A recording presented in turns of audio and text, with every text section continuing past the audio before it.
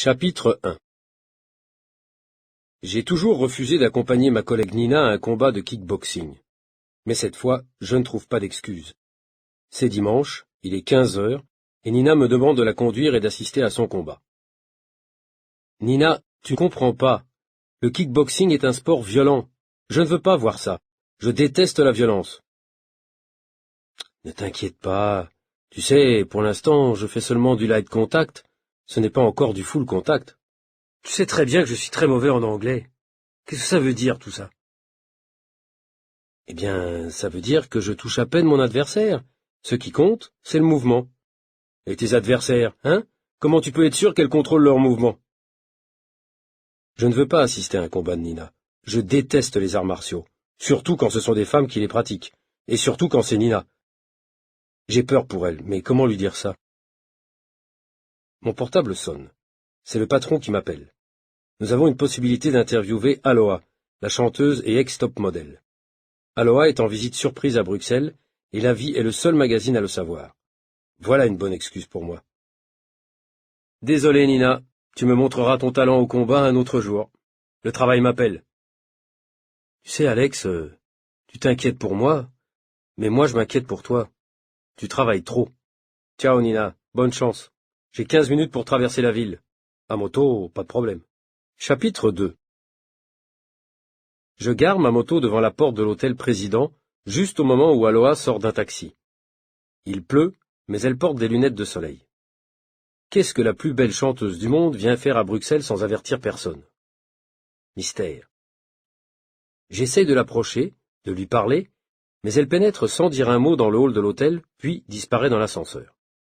Elle n'a jamais accordé de véritable interview aux journalistes, depuis qu'elle est entrée dans la chanson comme auteur-compositeur.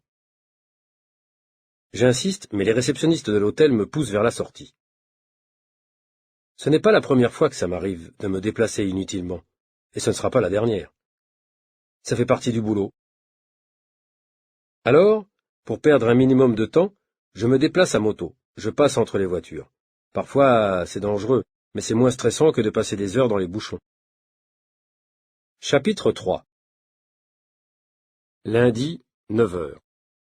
Je m'assieds à mon bureau, mais je n'ai pas le temps d'allumer mon ordinateur, parce que Jackie, mon collègue, apparaît visiblement très fâché. La machine à café ne fonctionne pas, c'est toujours à moi que ça arrive.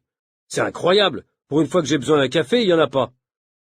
De toute façon, ce café est très mauvais. Laisse tomber. Je t'invite, on va prendre un vrai café à l'Escale. Allez, viens, j'ai exactement une demi-heure avant d'aller voir le patron. J'aime bien Jackie, mais il croit toujours que le monde entier est contre lui, même les machines à café. Au bar l'Escale, on connaît tout le monde. Au moment où on entre, un client s'approche de nous. « Salut les paparazzi! Alors, est-ce que la princesse se marie avec son jardinier cette semaine? Qu'est-ce que vous allez encore inventer, hein? » Salut. Je ne réponds pas à ce genre de provocation, surtout quand ça vient de quelqu'un qui boit de la bière à 9 heures du matin. Nous, on n'a rien à voir avec les paparazzi. On fait des interviews d'acteurs, de chanteurs, on raconte leur vie. C'est normal, ce sont eux qui passionnent les gens. Chapitre 4. Au bar, je vois Paul Klein, inspecteur de la police de Bruxelles, dans son habituel costume marron trop petit pour lui. Il a l'air fatigué. Il dit qu'il dort seulement 4 heures par nuit.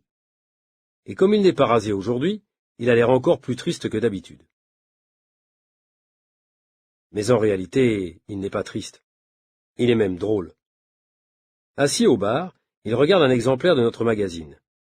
Il lit à haute voix le sommaire. Deux princes vont naître le même jour. La reine attend des jumeaux. La double vie du roi du rap. Les deux objectifs de Johnny Depp. Salut. Alors, on dirait qu'il y a une double dose de sensation dans la presse cette semaine. Qu'est-ce que vous buvez? Une double trappiste ou un double whisky? C'est moi qui offre. Salut Paul, jamais d'alcool quand on travaille. Et toi, tu travailles là? Bien sûr, personne ne fait autant d'heures supplémentaires que moi dans cette ville. Et de toute façon, ça fait 5 mois et 2 semaines exactement que je bois uniquement de la bière sans alcool. Mais ne le dites en personne, hein. C'est un secret. Vous êtes les seuls à le savoir, avec le barman, évidemment. 2 cafés. Paul Klein, c'est notre policier préféré. Non seulement on s'entend bien avec lui, mais en plus on a des intérêts communs. Il a de grosses responsabilités comme inspecteur principal, mais curieusement, il passe beaucoup de temps dans certains cafés du centre de Bruxelles. L'Escale, entre autres. Il cultive ses relations, comme il dit. Il s'informe et il nous informe. On pense que ses méthodes sont parfois un peu particulières. Il fréquente des gens pas recommandables, et il leur offre toujours à boire. Ça peut sembler bizarre, mais il faut admettre qu'il obtient des résultats. Et les pistes qu'il nous donne font d'excellents reportages. Je laisse Jackie en grande conversation avec Paul pour retourner au bureau, où j'ai rendez-vous avec mon chef. J'arrive avec 3 minutes de retard et je sais qu'il déteste ça. Comment lui expliquer que ce n'est pas de ma faute? Que la machine à café, Jackie et Paul Klein sont responsables de mon retard? Décidément, je suis incapable d'arriver à l'heure. Chapitre 5. Le chef vient à ma rencontre. Aïe aïe aïe. Quand il ne me laisse pas le temps d'arriver jusqu'à son bureau, je sais que c'est pour me proposer des missions impossibles. Il faut absolument remplacer Nina. Vous devez être à la Galerie Maltaise dans 1 heure pour faire un article sur le sculpteur à la mode qui expose pour la première fois à Bruxelles. Est-ce que Nina a un problème? C'est sûrement le kickboxing? Qu'est-ce qui... Rien de grave, mon cher Alex, ne vous inquiétez pas. C'est seulement une grippe. Alors vous allez faire ce reportage. Voilà l'adresse. Mais vous savez que je ne m'occupe jamais des événements culturels. Je ne vais jamais aux expositions, ni aux concerts de musique classique. Je n'y connais rien. Pourquoi moi? Nina n'est pas disponible. Et puis, pour une fois que je vous demande d'interviewer un artiste, vous n'allez pas faire un scandale. Justement, moi, les scandales, je fais ça très bien. Mon travail, c'est de faire des scandales. Je suis journaliste d'investigation, moi. Je vais chercher ce que d'autres veulent dissimuler. Par contre, faire de la publicité gratuite aux artistes qui s'exhibent, c'est pas mon style. Vous nous répétez tout le temps que le monde est intéressant quand on lui pose des questions. Vous ne vous posez pas de questions sur l'art contemporain? Ok. De toute façon, il est inutile de discuter avec mon chef. J'accepte donc le reportage, mais c'est surtout pour aider ma collègue Nina qui est malade. J'aime bien ma collègue Nina, et je ferai tout pour elle. Chapitre 7. Tout à coup, mon attention est attirée par une très belle femme, habillée de manière assez extravagante.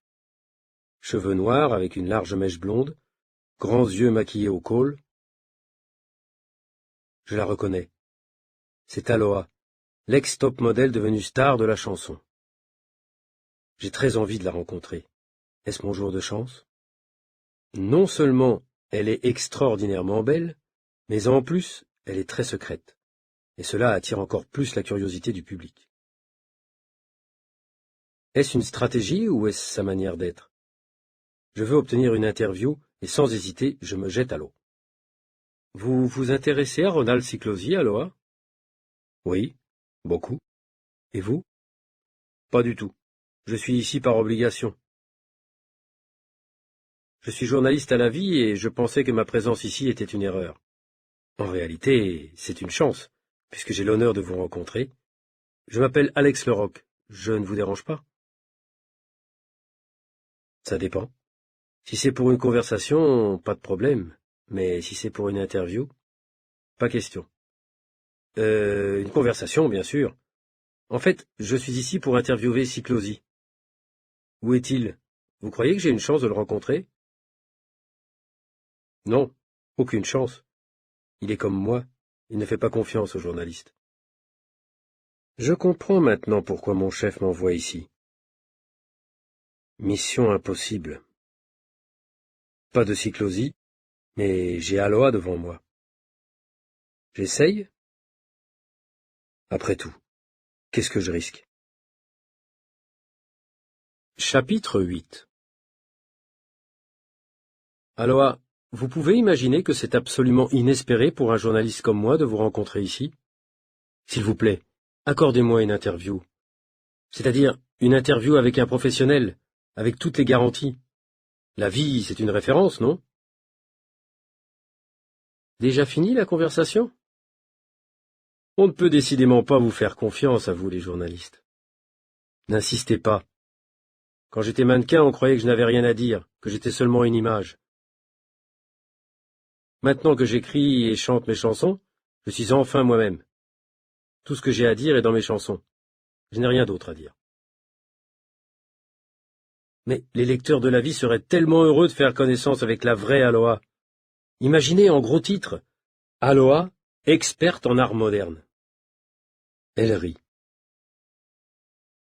Il n'en est pas question. D'ailleurs, c'est tout le contraire.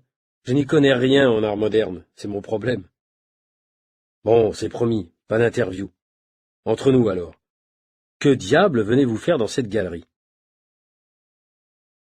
Eh bien, je suis venu pour essayer de comprendre pourquoi j'ai perdu une grosse somme d'argent. En fait, j'ai cru que j'étais aussi une femme d'affaires et j'ai cru que Cyclosie allait me permettre de gagner beaucoup d'argent, mais j'ai fait une grosse erreur et au lieu de gagner de l'argent, j'en ai perdu. J'ai été victime d'une escroquerie. Une escroquerie? Chapitre 9. C'est à ce moment que Jackie, mon collègue, apparaît. Il vient me chercher pour aller déjeuner. Une escroquerie? J'arrive à temps. Excusez-moi de vous interrompre, mais je dois vous dire que nous sommes experts en ce domaine. C'est nous qui avons enquêté sur les fausses agences de voyage Wilson, les fausses sociétés de charité Godot. Tu te rappelles, Alex, ces escrocs qui allaient sonner aux portes pour demander « Permettez-moi de vous présenter Jackie, mon collègue à la vie. Jackie, voici... » Mais tu la reconnais sûrement. Et comment? Vous êtes une artiste formidable, Aloha. Je suis un de vos fans. Enchanté. Vous savez, je ne suis pas seulement le collègue d'Alex, je suis aussi son garde du corps, son entraîneur sportif, son expert fiscal et surtout son meilleur ami. C'est bien simple. Il n'est rien sans moi. Jackie parle en faisant de grands gestes théâtraux. Ah, cette manie qu'il a de draguer toutes les jolies femmes qu'il rencontre. En fait, il est plutôt timide, mais il imite Johnny Depp dans ses numéros de grand séducteur pour lutter contre sa timidité naturelle. De toute façon, il est évident qu'Aloha lui fait une très forte impression. Je crois qu'elle s'en rend compte. Je vois qu'elle réfléchit intensément. Que prépare-t-elle? Je vous invite à déjeuner tous les deux, dans un restaurant parfait. Et ne refusez pas, j'ai une proposition à vous faire. Avec plaisir. Mais dites-nous, qu'est-ce que c'est pour vous un restaurant parfait? Vous allez voir, il y en a un juste en face de la galerie.